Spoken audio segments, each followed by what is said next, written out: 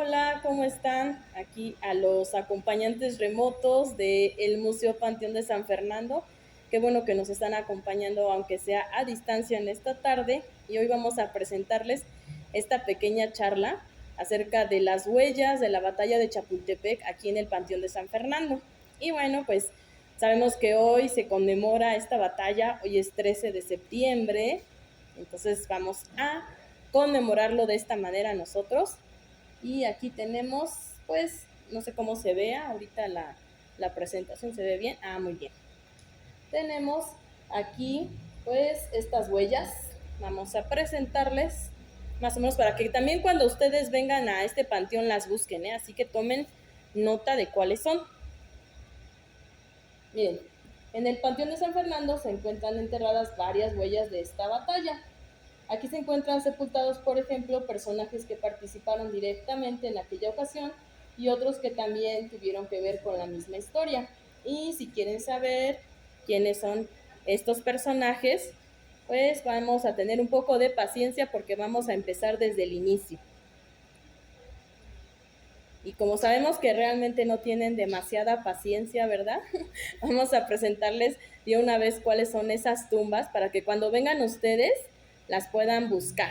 Miren, aquí tenemos bueno, estos son nichos más que tumbas, pero tenemos aquí a 3 militares que estuvieron prisioneros en aquella batalla de ese 13 de septiembre. De este lado tenemos 3 cadetes, 2 cadetes que estuvieron también prisioneros, uno que, bueno, pues no estuvo en esa batalla, pero también los conocía, y de este lado pues otros personajes que también estuvieron relacionados con ellos. Entonces vamos a explicar dónde está cada uno y más o menos cuál fue su papel en esta historia. Vamos a empezar por los militares.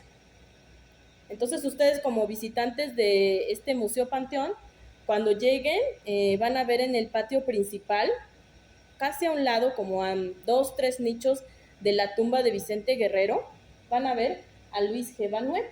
Él es un subteniente que obviamente, bueno, pues va a destacar aquí en la batalla de Chapultepec y también antes en la batalla de Molino del Rey. Él está en la lista de los prisioneros, estaba en la plana mayor, porque pues estaba todo este personal del colegio militar. Y aquí está su tumba para que la busquen cuando vengan acá.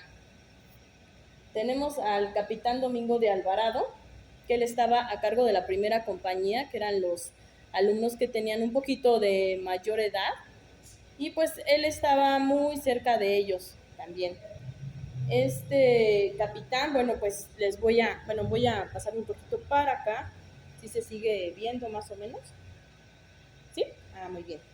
Bueno, pues él tenía aproximadamente unos 21 o 21 años, es decir, estaba muy, muy cercano a la edad de los cadetes mayores. Y bueno, vamos a hablar también un poquito de esta película de héroes que ya se estrenó, no sé si ya la hayan visto, pero ahí pues se representa ya como un señor, ¿verdad? Un poquito más grande, y hay que puntualizar una información, ¿no? Porque en la película, disculpe que le spoileé la película, pero bueno, ya cuando es un tema histórico creo que no se puede spoilear mucho porque ya sabemos lo que sucede en esta historia. Bueno, pues ahí en la película se supone que ahí muere el capitán Alvarado en esta batalla, pero realmente sabemos que pues no fue así. Y aquí lo tenemos, ¿no? En este nicho, pues ahí tiene este dato, ¿no? Que muere hasta 1866, es decir, pues ya pasados mediados del siglo XIX. Entonces, bueno, estamos en el proceso de investigar un poco más de él, ¿no? Pero era el que estaba más cercano a estos alumnos.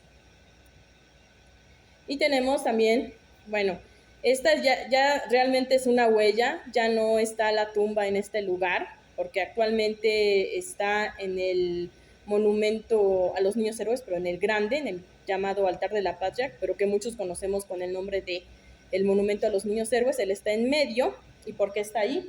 Bueno, pues porque era el teniente coronel del batallón de San Blas. Este era un batallón que ayudó ahí a estos cadetes y a la Guardia Nacional, y que casi todos sus elementos pues resultaron muertos. Imagínense, casi todos se sacrificaron, ¿no? y él pues era el que los comandaba, el teniente coronel Santiago Felipe Xicoténcatl. Y bueno, pues él hace una acción heroica que va a salvar la bandera de su batallón, la bandera del batallón de San Blas. Entonces esto después va a inspirar para lo del mito de la bandera de que Juan Escutia se avienta. Sabemos que eso realmente no ocurrió, pero bueno, se inspiró en historias como estas, como de Santiago Felipe Xicoténcatl, que hace eso con la bandera del batallón de San Blas, y también con la historia de Margarito Zuazo, que bueno, él fue en la batalla de Molino del Rey, que también salva la bandera del batallón Mina a costa de su propia vida, ¿no? Es decir, aquí el mantener estos banderines o estas, bueno, en este caso de los batallones, o la bandera, en este caso que estaba izada en el colegio militar, era de gran importancia, tiene un alto valor simbólico, y hagan de cuenta que es como cuando nosotros estamos jugando ajedrez y ya cuando hay jaque al rey, por ejemplo, pues ya el rey lo tenemos que inclinar, ¿no? Porque ya no hay otra, es algo simbólico, ¿no? Entonces la bandera también ocurría de esta manera y no podía ser capturada por el enemigo, ¿no? Es decir, por eso era muy importante, y de ahí que también lo del mito de Juana Escutia de que se aventó con la bandera, pues haya tenido en un momento tanta credibilidad y tanta admiración, porque proviene de acciones reales que si bien pues no hizo Juan Escutia, y ahorita les vamos a contar qué es lo que hizo Juan Escutia, que realmente pues sí se enfrentó, pero no se envolvió con la bandera, pero la inspiración viene de personas como él, y que bueno, él también estuvo enterrado aquí en su momento, ¿no? Tenemos aquí otro militar que él es posterior, él no estuvo en la batalla, pero después estuvo como miembro de los directivos de este colegio militar. Y bueno, pues él, para los que sepan un poco de la historia de Concha Lombardo, él era el tío de Concha Lombardo, la que después fue esposa de Miramón. De hecho, él fue el que presenta a Concha Lombardo y a Miramón en uno de los ejercicios militares que se realizaban dentro del colegio militar. Ahí pues él sabía la historia de esta gesta y de los que después fueron llamados los niños héroes, ¿no? Entonces él es el que le comenta a Concha Lombardo qué fue lo que pasó, y también le platica, ¿no? Que bueno, que ya después el que fue su futuro marido, que es Miguel Miramón, pues había salido herido ahí de una mejilla, ¿no? Entonces, bueno, pues ahí él va a tener que ver, ¿no? Con este romance posterior, pero pues él conocía muy bien a estos chicos sobrevivientes de la batalla, y lo tenemos aquí.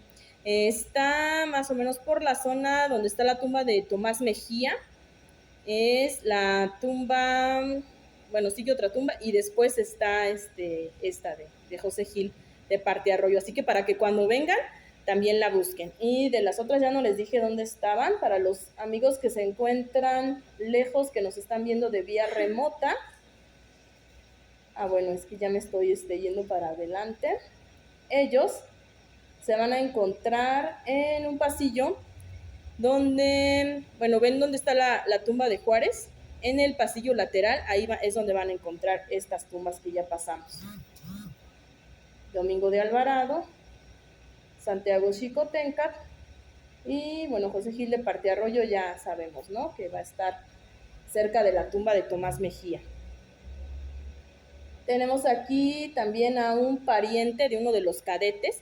Uno de los cadetes sobrevivientes se va a llamar Manuel Ramírez de Arellano, y entonces aquí también está enterrado.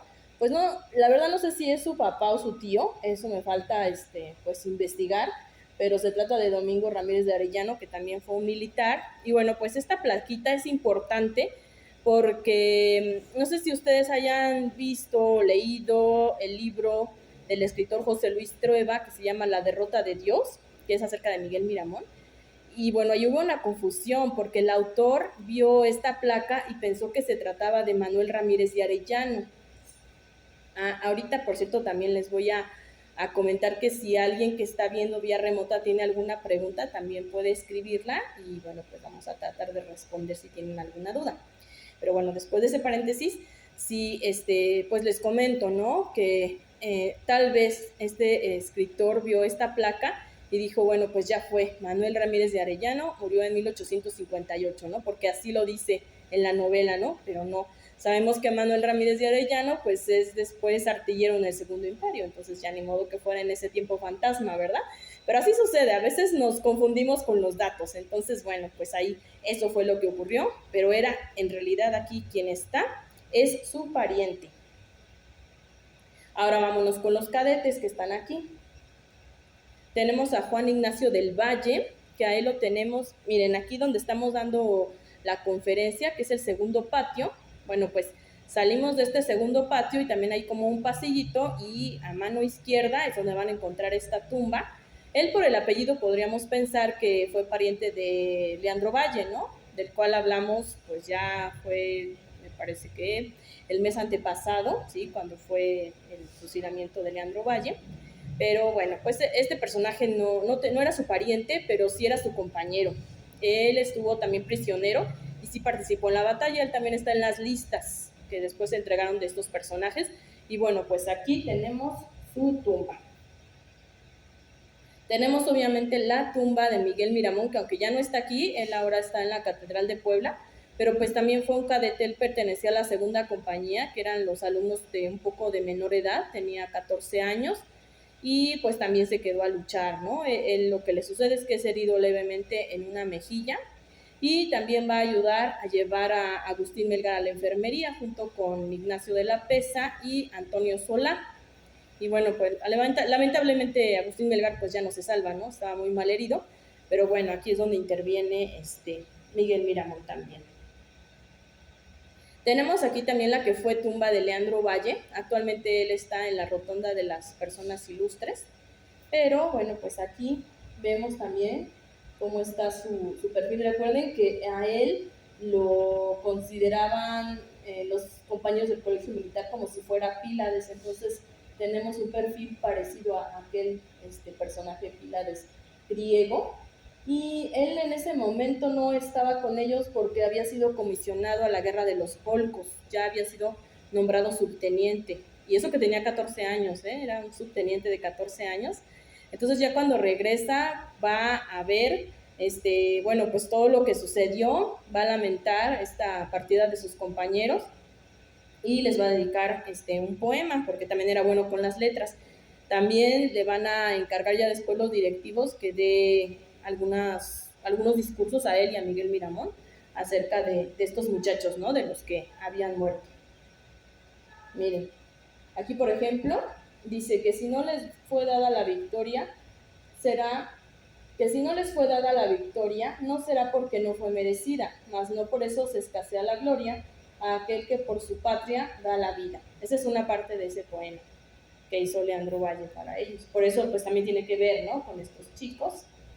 Y también dice, esto fue en un discurso que dio conmemorativo a esta batalla: vosotros, compañeros, sus hazañas pudisteis contemplar, los visteis firmes, prestando sus pechos destrozados, que aunque niños, al fin eran soldados, porque la disciplina que tenían en el colegio militar pues era muy férrea y ellos sabían muy bien a lo que se enfrentaban. Entonces pues dice, aunque fueran niños, eran también soldados, y pues se destaca esta valentía, ¿no? Todos estos nombres, bueno, pues están grabados en el primer monumento a los niños héroes que se encuentra enfrente precisamente de la roca donde cayó Juan Escutia, que eso vamos a hablar un poco después. Pero aquí, por ejemplo, en la parte frontal vemos los nombres de los 6 que fallecieron en esa ocasión, pero a los lados están los nombres de los prisioneros, incluidos los que ahorita les dijimos, y en la parte de atrás también está el nombre de los heridos, porque hubo también cadetes que resultaron heridos. Y bueno, pues aquí tenemos también otros sobrevivientes, vamos a hablar un poquito también de ellos. A ver si lo puedo señalar con el cursor y a ver si lo pueden ver. Bueno, tenemos aquí a Rodríguez de Arangoiti, perdón. Él posteriormente se alejó de la carrera de las armas y se volvió arquitecto, entonces él es el encargado después de hacer el primer monumento, el que ya ahorita les mostré. Pues ahí también representa, ¿no?, a los nombres de sus compañeros.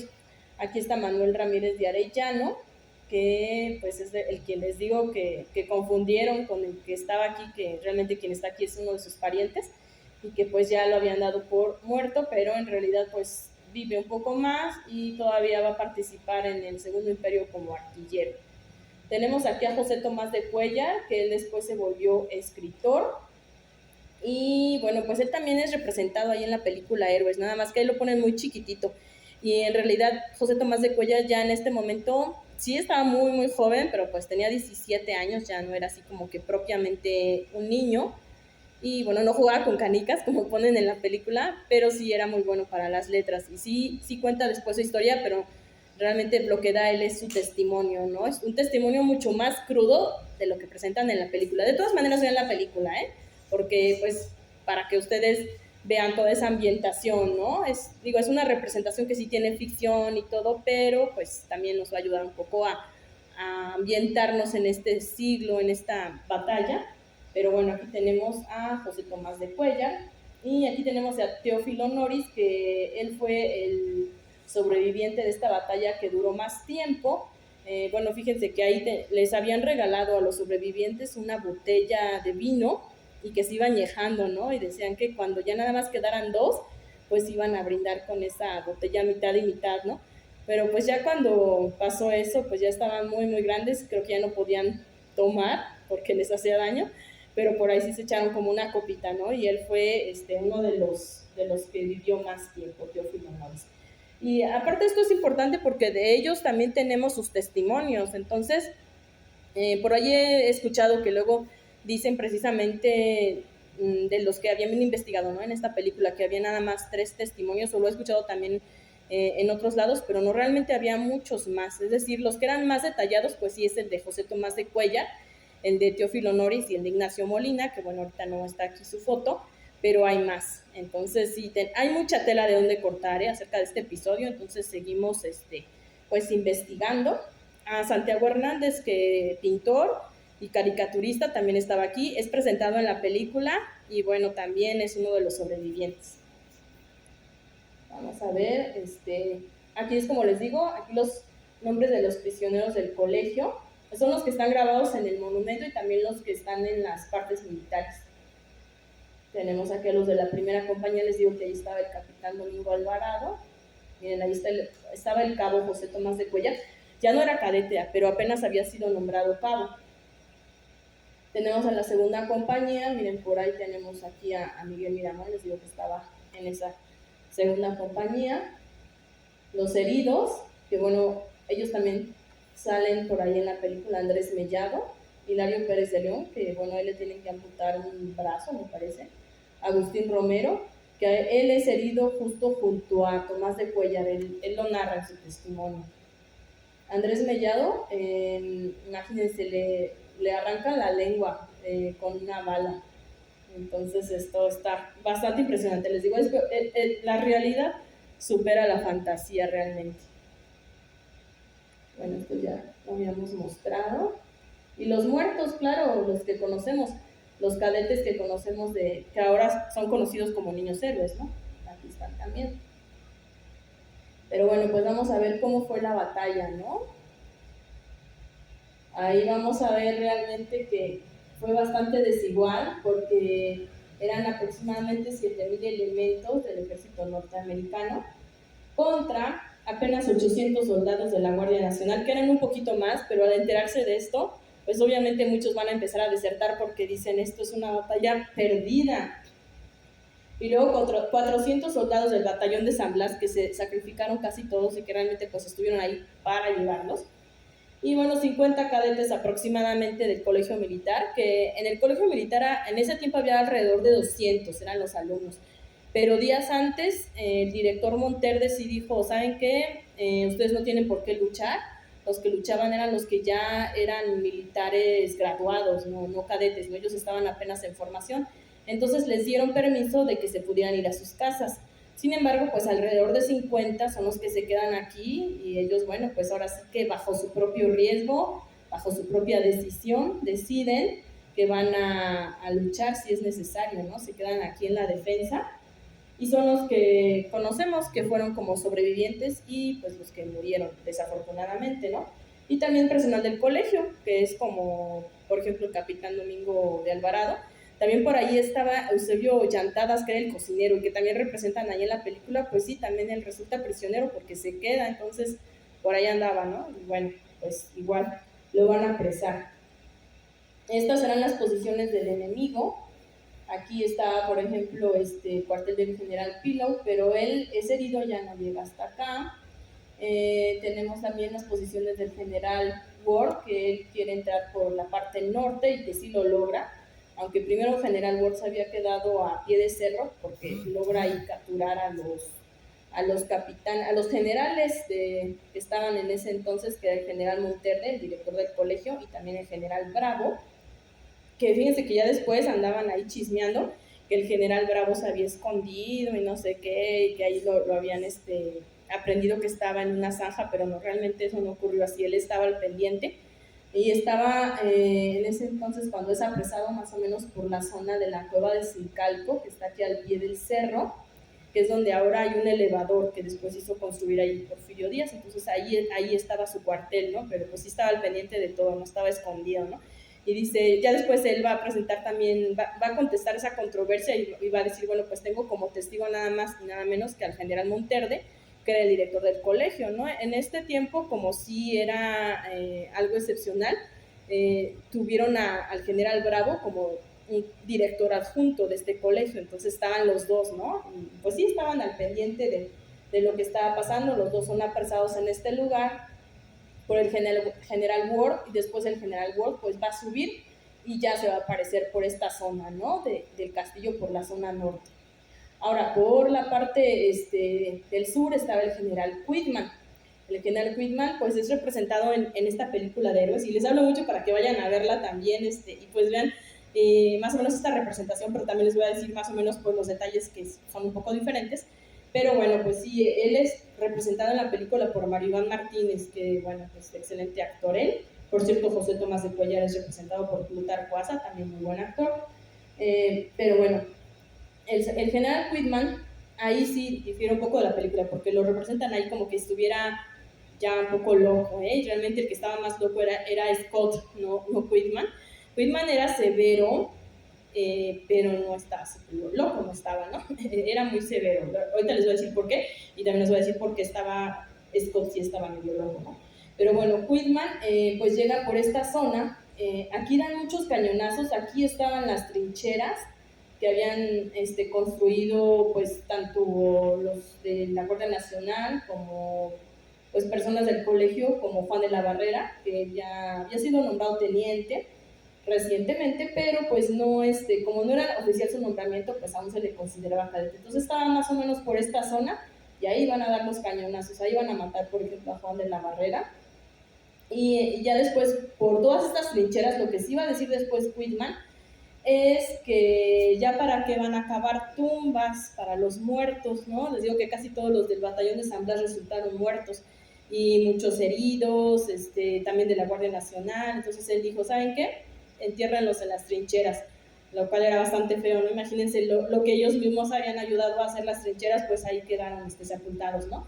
Y eso sí lo dijo Quitman, pero no era que fuera así como en la película, así como de cruel y loco, pues tampoco, ¿no? Pero sí, estuvo bastante feo lo que hizo también. Y bueno, pues les digo, aquí el general Ward aparece ya en la parte norte, y bueno, ya después él va a ser testigo de la muerte de Agustín Melgar. Y bueno, ahí dicen que eso le conmovió y todo esto, no sabemos hasta qué punto, porque ahí sí ya a veces estas historias se han mezclado un poquito con la literatura, porque en algunas historias incluso dicen que el general Ward se acerca a Agustín Melgar y como que le había recordado como a su hijo, ¿no? Que incluso le va a besar la frente porque ya no lo pueden salvar. Una historia pues muy conmovedora, muy triste, pero bueno, pues ahí está. Pero más bien creo que han sido también como interpretaciones posteriores. Lo que sí sucede con la muerte de Agustín Melgar es que él es el más documentado de los después llamados niños héroes, porque también incluso en las fuentes norteamericanas lo mencionan, y es el único del que mencionan su nombre. De los demás, sí mencionan, bueno, pues se quedaron los cadetes y todo, pero de él sí alcanzan a saberlo porque es el que va a sobrevivir hasta el día siguiente, ¿no? Entonces todavía tienen la oportunidad de comentar eso. Y hay un militar norteamericano que se apellida Elliot, y él le va a escribir una carta a su esposa donde le va a contar pues de esto, ¿no? De esta situación, de este chico que se había enfrentado y que, bueno, había resultado ya herido, pues de muerte, ¿no? Entonces, por eso ahí sí hay fuentes. Y bueno, en general de todos, porque luego ya ven que hay muchos que dicen, no, que no existieron los niños héroes, que no, pues claro que están ahí las fuentes, ¿no? Están sus fes de bautizo y todo. Pero bueno, vamos a proseguir. Este es el testimonio de José Tomás de Cuellar. Ahorita miren, bueno, pues no lo vamos a leer, es bastante terrible, ya les conté un poquito de lo que él vio, pero de todas maneras ya después les voy a mencionar algunas redes donde pueden encontrarlo para que ustedes lo vean. No sé también si nos están viendo niños, pero por eso mismo creo que no lo voy a leer porque es bastante escalofriante, es un testimonio de guerra y es muy sangriento, pero bueno, después les voy a decir dónde lo pueden encontrar para que lo puedan leer. Ahora sí, bueno, lo que sí les voy a comentar de ese testimonio es de cuando ya habían subido la bandera norteamericana ahí en lo que ahora conocemos como Caballero Alto, ¿no? Que es la torre central que está en el castillo de Chapultepec. Actualmente pues se encuentra en el Alcázar y bueno, pues ahí estaba ubicado, ¿no? La bandera. Es por eso que también era muy difícil que ahí pudieran alcanzarla, ¿no? Que hubiera podido hacer eso Juan Escutia, pero ya lo veremos. Entonces lo que sí va a decir José Tomás de Cuellar es que para ellos fue muy triste pues ver que a pesar de todo lo que habían hecho, todo lo que habían defendido, pues finalmente digo, así lo dice él, ¿no? Ver la bandera de las barras y las estrellas izarse sobre su colegio, que a muchos se les empezaron a salir las lágrimas de los ojos al ver esto. Y aparte aquí ocurre otra desgracia más, y que es lo que les digo que también prueba que Scott sí estaba medio crazy, porque el general Scott, si bien no estaba aquí en el colegio militar, se había quedado en las intermediaciones de Molino del Rey, y desde ahí, pues ya saben que ya había castigado a algunos de los del batallón de San Patricio, que bueno, lo hizo en la plaza de San Jacinto, allá por San Ángel, que es otra historia, pero aquí, bueno, todavía tenía algunos prisioneros y pues, ¿qué creen que hace? Los pone ahí sobre unas mulas, sobre unos caballos, ya preparados así con la soga en el cuello para poder ahorcarlos, y justo la señal para ahorcarlos era cuando izaran la bandera norteamericana ahí en el castillo de Chapultepec. Y sí se alcanza a ver, desde ahí, o sea, ya lo hemos comprobado ahora que ya hicieron este puente hacia la segunda sección de Chapultepec, ya fuimos mi hermano ya a comprobar eso, que nos paramos ahí precisamente por Molino del Rey y desde ahí se ve perfectamente la cúpula del castillo donde está la bandera, ¿no? Entonces, bueno, sí, se alcanza a ver eso. Y entonces, pues estaban ahí estos militares ya vencidos del batallón de San Patricio y cuando izan esa bandera, pues hace que azoten a las mulas donde estaban ellos sentados y los ahorca, ¿no? Para que murieran viendo que de todas maneras ellos habían ganado, ¿no? Esa posición y pues ya faltaba muy poco para ganar la Ciudad de México y con eso pues ya prácticamente habían tomado el país, ¿no? Entonces, qué cruel, ¿no? Eso sí era cruel, díganme si no, o sea, Scott sí estaba loco, Scott sí era cruel. Incluso el general Worth, que le había puesto a su hijo el nombre de Scott porque era muy su amigo, pues al ver esto ya mejor le empieza a llamar de otro modo a su hijo porque realmente pues era muy cruel esto. Pero bueno, ahí en la película ponen que es Whitman, el loco y el cruel, pero realmente yo pienso que Scott también así lo piensa una amiga mía, que también luego les voy a decir. Ella me pasó algunas fotografías, también luego les voy a mencionar. Y bueno, pues aquí ya el final de la guerra, ¿no? Que iban directamente pues ya a la Ciudad de México después de haber vencido esta resistencia de Chapultepec, que fue la última resistencia militar. Aquí en el centro de la Ciudad de México tuvieron mucha resistencia popular, hubo muchas personas ahí del pueblo que se enfrentaron a ellos heroicamente, porque pues ellos no tenían armas, entonces ahí como pudieran, con piedras, con palos, lo hicieron, ¿no? Y obviamente muchos resultan muertos porque pues se están enfrentando con soldados que sí tienen armas y que bueno, tienen mucha más experiencia, pero impiden que, bueno, más bien tratan de impedir que ahora la bandera sea izada en Palacio Nacional. Y cuando un soldado va y intenta hacer eso, lo matan, ¿no? Lo matan los mexicanos. Pero bueno, de todas maneras lo logran, ¿no? Matan a esos mexicanos que habían impedido eso y finalmente el general Worth pues es el que iza la bandera ahí ya finalmente en el Palacio Nacional. Imagínense, eso ya fue un 14 de septiembre. Entonces, pues ya pasamos lo que se dice nosotros las fiestas patrias de ese funesto año de 1847 con la bandera gringa en el Palacio Nacional. Muy triste, pero así ha sido nuestra historia. Entonces, bueno, pues para que vean también mucha gente del pueblo fueron héroes porque también se enfrentaron, aunque no tuvieran armas, a todo esto, ¿no? Y bueno, pues ahora vamos a hablarles un poco de los 6 cadetes que murieron en esta ocasión, para que vean que sí hay documentos, ¿eh? Ustedes pueden ir a La Serena, pueden ir también al Museo del Ejército, y en el Museo del Ejército ahí están las copias del expediente de cada uno, e incluso tiene transcripciones, ¿eh? Porque luego la letra del siglo XIX es difícil de entenderla, pero ahí están las transcripciones para que vean con mayor detalle estos documentos. Entonces tenemos aquí al más pequeño de ellos, que era Francisco Márquez, proveniente de Guadalajara. Él tenía 12 años y medio, pero bueno, actualmente ya se han revisado también otros documentos, y bueno, eso ha sido por el historiador Mario Valle, que les recomiendo mucho su libro, lo pueden encontrar en Amazon, se llama Niños Héroes, Niños Héroes, datos inéditos, correcciones y datos inéditos, algo así, pero ustedes búsquenlo ahí en Amazon, ese libro de Mario Valle, y bueno, ahí van a encontrar otros datos bastante interesantes, como que tal vez tuvieran como 13 o 14 años, sino que se habían confundido un poco en la fecha de su nacimiento, ¿no? Pero díganme, de todas maneras, 13 o 14 años realmente pues es muy chiquito, ¿no? Entonces, bueno, yo decía antes, bueno, 12 años y medio realmente sí era un niño, ¿no? Ahorita sí vemos, bueno, 13, 14, pues un preadolescente, está empezando la adolescencia, ¿no? De todas maneras era muy pequeño. Y bueno, pues lo van a encontrar muy cerca del cuerpo de Juan Escutia, ahí derribado por las balas. Entonces, bueno, pues no sabemos realmente cómo pasó ahí lo que fue su muerte, pero ahí lo encontraron, ¿no? Y bueno, pues fue uno de los que se negaron a no luchar, ¿no? Porque ya les habían dicho que ya la batalla estaba con sus armas. Entonces en un salón cuenta Ignacio Molina, por ejemplo, que ellos destruyen contra las paredes sus pequeños fusiles porque no quieren que eso se reutilice, ¿no? Que no se las quieren dejar a los norteamericanos. Pero obviamente hay quienes no obedecen esta orden y se enfrentan, ¿no? Y pues los 6 que murieron son parte de ello.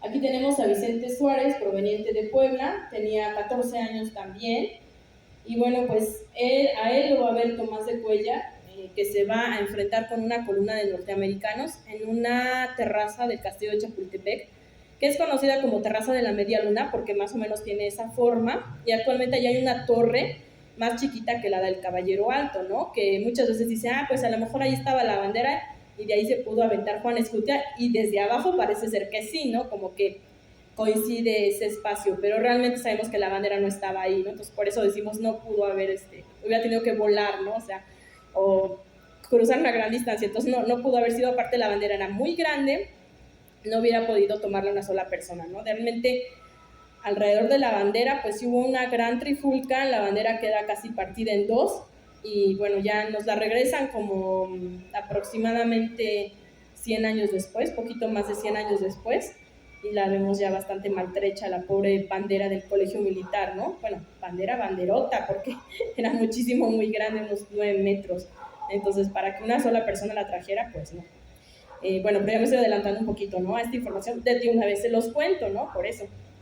Tenemos aquí, por ejemplo, en la película Héroes, pues creo que resuelven de una manera adecuada, ¿no? Este mito, porque pues sí, no ponen que Juan Escutia traía esa bandera era muy grande, sino que ponen que traía otra. Eso sí no se los voy a spoilear, pero bueno, trae otra. Entonces, bueno, aquí Vicente Suárez sí lo va a ver José Tomás de Cuellar, que está más o menos por esa zona, donde les digo que después se levantó otra torre, pero eso ya es en los tiempos del Segundo Imperio. Ahí en ese tiempo lo que había eran unas escaleras de caracol por donde bajaron los norteamericanos. Ya les había dicho dónde estaban las fuerzas de Ward, que entran por la parte norte, entonces por ahí bajan y van a atacar a otros alumnos de la segunda compañía, que eran los más pequeños. Y pues Vicente Suárez, siendo también de la segunda compañía, también pequeño, de 14 años, se va a poner en medio de ellos y va a enfrentarse con su pequeño fusil, como bien lo dice Tomás de Cuellar, y pues imagínense lo que le va a pasar, ¿no? Si se enfrenta a tantos, lo rodean y bueno, José Tomás de Cuellar ya no supo nada de él, hasta que estuvieron contando los cadáveres ahí en el patio, de ese colegio y pues lo miró. Ahí estaban sus botitas de este pobre chico. Ya no les voy a contar más. Les digo que es bastante terrible esto. Entonces, bueno, pues tenemos a Agustín Melgar, que ya les conté también un poco acerca de él, el originario de Chihuahua. A él se le apodaba el Aquiles del colegio militar. Cada uno tenía como un apodo de un héroe griego, así se llevaban estos muchachos. Entonces él, por ser el más alto y muy bravo, muy fuerte, pues se le llamaba el Aquiles, ¿no? Y pues en el caso de él, pues también va a desobedecer esa orden que dice, entreguen las armas, pues ya ni modo, ya no hay nada que hacer. Pues no, él se va a parapetar atrás de unos colchones y desde ahí les va a disparar a los norteamericanos. Los norteamericanos obviamente pues ven que les están disparando, van hacia atrás de los colchones, le hieren con bayonetas y después descubren que es un cadete. En las leyes militares pues no estaba prohibido matar cadetes, ¿no? No es como en la película que ahí sí hacen eso, ¿no? Pero a sabiendas. Y eso no estaba permitido. Porque ellos todavía no tenían una instrucción militar necesaria, ¿no? Como para ya poder enfrentarse, digo, en una igualdad de condiciones y de entrenamiento. Pero bueno, no se dan cuenta y eso hacen, lo dejan muy mal herido. Y bueno, como no se dan cuenta de eso, pues ahí lo dejan abandonado, incluso ya casi lo habían dado por muerto. Y es después que sus compañeros Miguel Miramón, que también era cadete en ese entonces, pues Antonio Solá e Ignacio de la Pesa, van a ir a buscarlo y ya lo encuentran ahí ya pues desangrándose con todos los bañonetazos que le dieron. Lo ayudan pues lo cargan, ¿no? Más bien porque ya no podía ni caminar, lo cargan hacia la enfermería, ahí tratan de salvarlo, pero es cuando les digo lo que sucede, ¿no? Que los norteamericanos incluso tienen ahí los testimonios, ¿no? De la valentía de este joven. Le tienen que amputar un brazo y una pierna y pues ya no sobrevive, ¿no? Al otro día muere. Por cierto, Antonio Solá visita el colegio militar ya muchos años después, cuando ya es viejito, y en uno de los salones donde en ese tiempo se daba geografía, se para, toca el piso y besa el piso, y los demás dicen, bueno, ¿qué está haciendo? ¿No? Dice, en este lugar murió Agustín Melgar.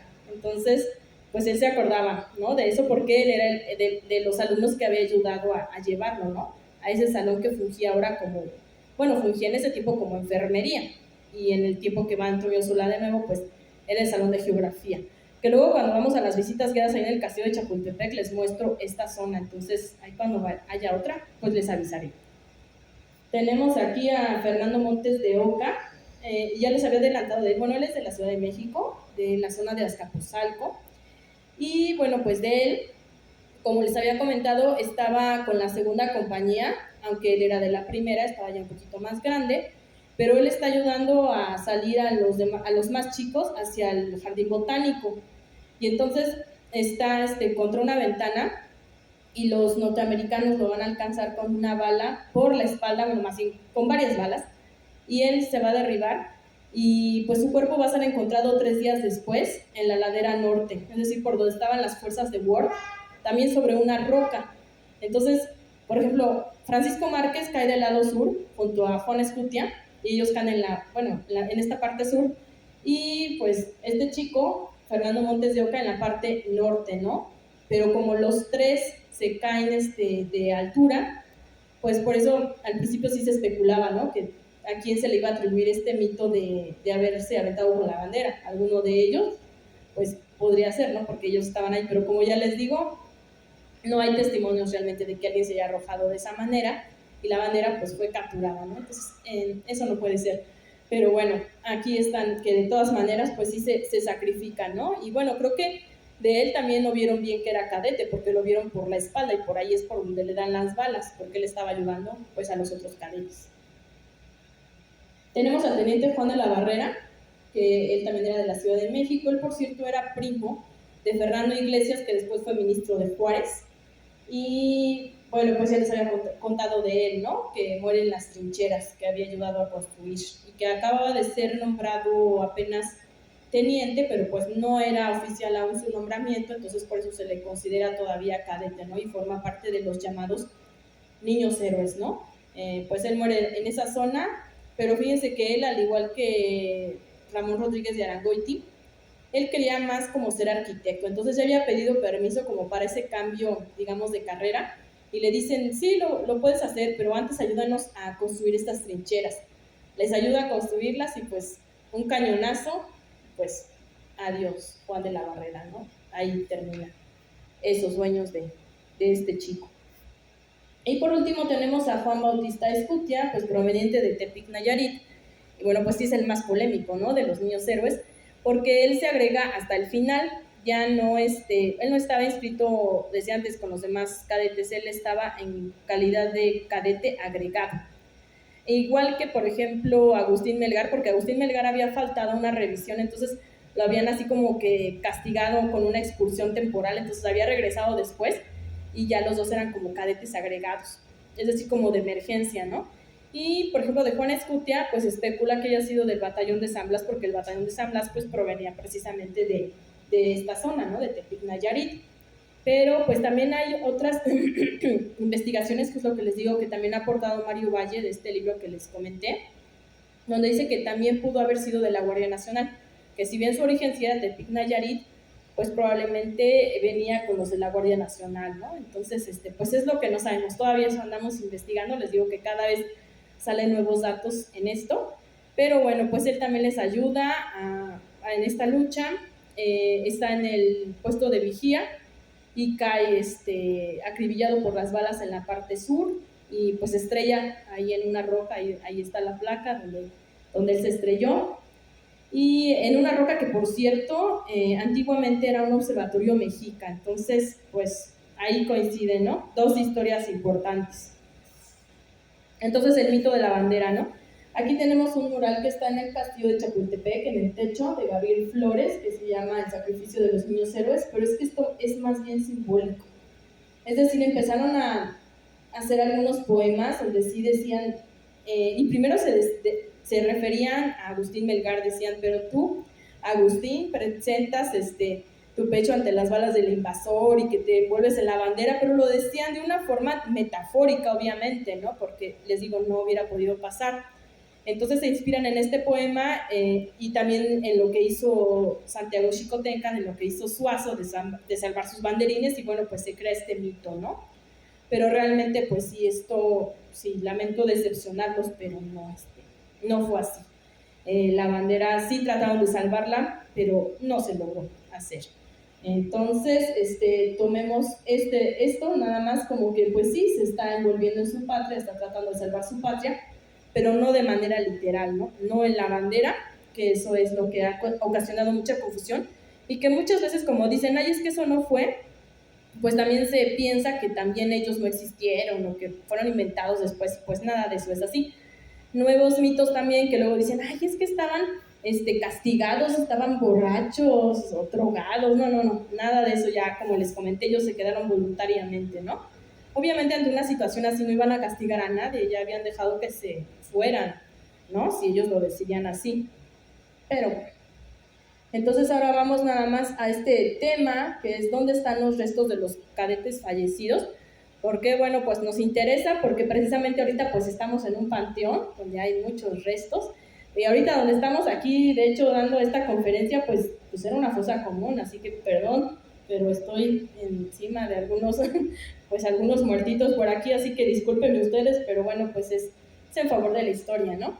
Entonces, bueno, pues también ahí en Chapultepec hubo muchos de esos casos, porque ya les había comentado, ¿no? Por ejemplo, Quitman, sí ve esa zona de trincheras y dice, pues aquí vamos a aprovechar, ¿no? Para enterrar a varios.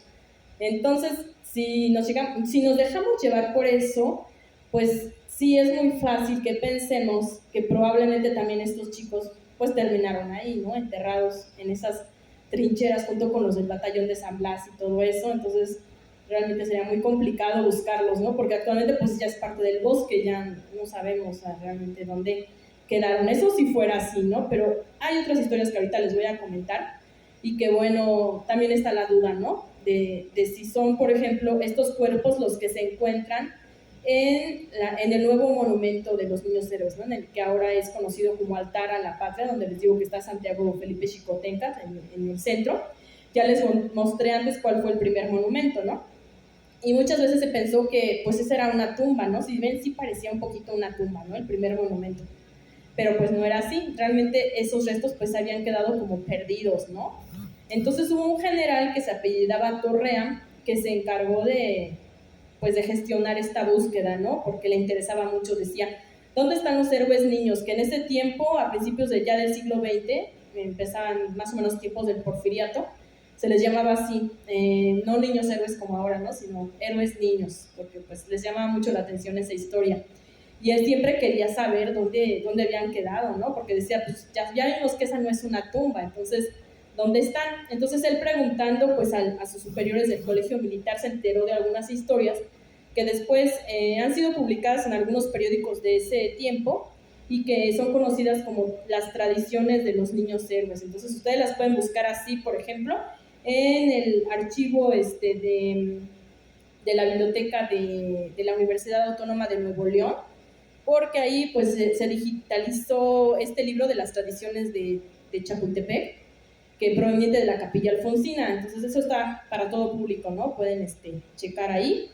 Y pues algunas otras revistas o periódicos de la época del Porfiriato, porque ahí se hablaba mucho de eso. Y bueno, pues esto es lo que va a empezar a investigar Torrea y se va a enterar algunas cosillas por ahí, ¿no? Por ejemplo, que cuando los prisioneros de Chapultepec, los cadetes, fueron liberados, se fueron a un lugar a dejar flores, que era entre 4 ahuehuetes que estaban ahí en un claro del bosque. Y bueno, ¿por qué habían hecho esto? Porque a ellos les habían dicho que ahí habían enterrado a sus compañeros. Recuerden que esto también cuenta José Tomás de Cuéllar, que cuando ya se están contando las bajas, pues alcanza a ver ahí las botitas de Vicente Suárez, ¿no? Ahí en el patio del castillo, y ahí van reuniendo pues a estos chicos, ¿no? Conforme a sus características militares, es decir, es probable que se hayan reunido a los cadetes. El único que sí faltaría sería el teniente Juan de la Barrera, ¿no? Pero probablemente ya han rescatado algo de él, si queremos creer en esta historia, ¿no? Porque ellos preguntaban insistentemente a sus captores, pues, ¿dónde estaban sus compañeros? ¿Dónde los habían dejado, no? Y pues ya no sabemos si esto fue una historia inventada, nada más para tranquilizar a estos chicos, pero lo que les contaron fue eso, ¿no? No se preocupen, sus compañeros los reunimos y fueron enterrados, pues, en ese lugar, ¿no? En ese claro del bosque, en medio de 4 ahuehuetes, donde, por ejemplo, pues eso cuenta Alfonso Tejas Sabre, que después fue biógrafo de algunos de ellos, que ahí ellos acostumbraban, decía él, jugar a aventuras de capa y espada, estudiar, pues estaban ensayando esgrima, entonces era un lugar que conocían bien. Entonces probablemente por eso o sí enterraron a estos chicos ahí o eso les dijeron, ¿no? Pero bueno, está esta historia, ¿no? De que ellos fueron a dejar ahí esas flores, y eso lo pueden encontrar de el poeta Juan de Dios Peza, que él fue primo de uno de los sobrevivientes de Ignacio de la Peza. Pero bueno, él dice, la fuente no tanto fue mi primo, porque pues yo creo que él también le daba como, no sé, preguntarle estas cosas, ¿no? Algo tan doloroso, pero sí conocía él varios sobrevivientes. Entonces de ahí reunió pues para publicar esta historia, ¿no? De dónde habían quedado, pero más bien les digo, era como una tradición. Entonces, bueno, aquí tenemos a Torrea, de este lado, que es el que les digo que empezó a investigar esto. Y bueno, pues esta información, aquí falta el general Plata, porque el general Plata fue el que se la dio. Aquí no tengo la foto de Plata, pero tengo la foto de José Montesinos, que él conoció a los sobrevivientes. Él entró posteriormente al colegio militar, pero pues bueno, ya ahí, por ejemplo, mira, Miguel Miramón ya tenía unos 19, 20 años, entonces estaba todavía en el colegio militar, pero ya era como maestro, ¿no? Era como estos maestros adjuntos o maestros ayudantes. Y pues bueno, tuvieron la oportunidad de todas maneras de conocerse, ¿no? Y decir intercambiar algunas experiencias con Miramón y con otros sobrevivientes. Entonces se supone que el general Plata había obtenido esa información de Montesinos. Y después, posteriormente, ante la mucha insistencia de Torrea, pues ya se la dijo. E incluso le dio un mapa donde decía más o menos dónde estaban estos restos. Entonces ese mapa lo va a volver a dibujar Torrea así, porque realmente el que le dio Plata ya estaba muy viejito, ya casi no se veía. Muchas veces también se los muestro, pero en esta ocasión, bueno, pues no lo traje, solo traje el de Torrea, porque realmente el otro pues ya no se ve mucho, ¿no? Pero a veces en algunas publicaciones sí lo he mostrado, luego les voy a decir dónde más o menos los pueden encontrar. Y bueno, pues el general Torrea estuvo insistiendo en que se pudieran buscar estos restos, ¿no? El gobierno no le hacía caso porque decía, pues, ha de ser como una leyenda, ¿no? Donde están, era más fácil y más creíble esta versión que hubieran sido enterrados en las trincheras, ¿no?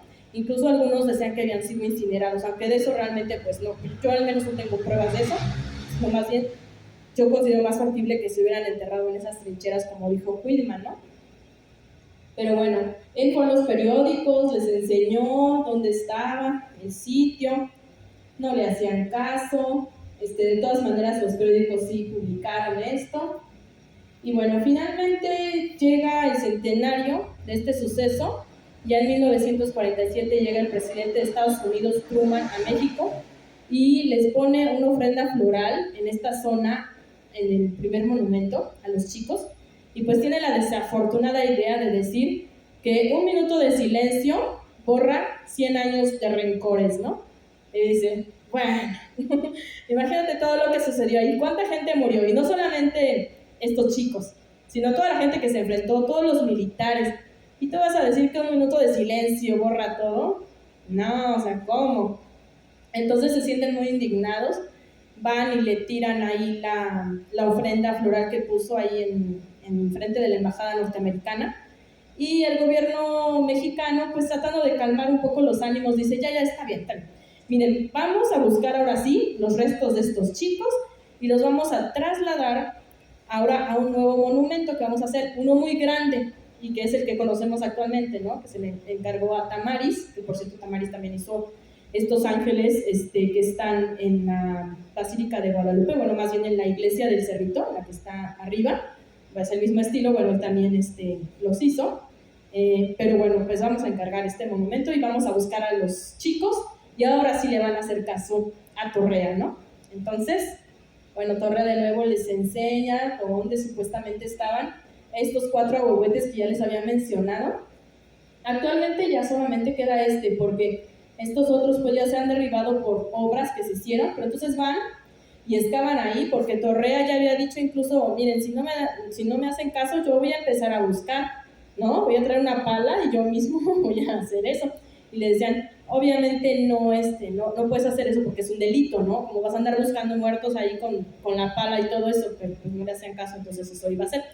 Pero bueno, les digo, ya en este momento le hacen caso, buscan ahí, si bien era un sitio histórico, pues no encuentran nada. Y dicen, no, ¿qué fue lo que pasó ahí, no? Preguntan a los que estaban más o menos cerca del lugar, y entonces un viejo guardabosques que se llamaba Tiburcio Chavira les dice, bueno, es que yo vi, y eso cuando era niño, todavía en el Porfiriato, en 1896, cuando hicieron unas obras de drenaje ahí, que sí sacaron unos restos de ahí, o sea que algo de verdad tenía, ¿no? Y los trasladaron a otro lado, ¿no? Incluso otro testigo dice, sí, yo vi los huesitos de los niños, o sea que sí se sabía que por ahí estaban, ¿no? Pero que los habían trasladado a otro lado. Entonces, bueno, pues más o menos les indican por dónde vieron eso, y van a excavar a pie del cerro, y justo cerca de una roca plana de color blanquizco van a encontrar, curiosamente, pues estas 6 osamentas, que son las que actualmente están en este monumento grande, ¿no? Entonces, las llevaron a analizar estas osamentas, y antropólogos forenses dijeron que correspondían a 5 adolescentes y a un adulto. El adulto, obviamente, pues dijeron, o es el teniente Juan de la Barrera o es Juan Escutia, que eran los mayores, ¿no? Tenían 19 y 20 años, pero los demás, pues como eran más chicos, pues probablemente eran esos restos de adolescentes, ¿no? ¿Por qué? Pues porque la tibia y la radia de la rodilla, cuando son muy jovencitos, todavía no está bien soldada, entonces esas características tenían, ¿no? Pero como yo les había dicho también el ponente que estuvo el viernes pasado, no se sabe realmente también si hayan influido pues el mismo gobierno en los antropólogos a que dijeran eso, ¿no? Que dijeran, bueno, pues así como que fueran unos resultados medio a modo, ¿no? Era muy extraño. Y realmente ahorita creo que solamente se podría comprobar eso con un examen de ADN que se hiciera de esos restos, porque no sabemos qué fue lo que pasó ahí, ¿no?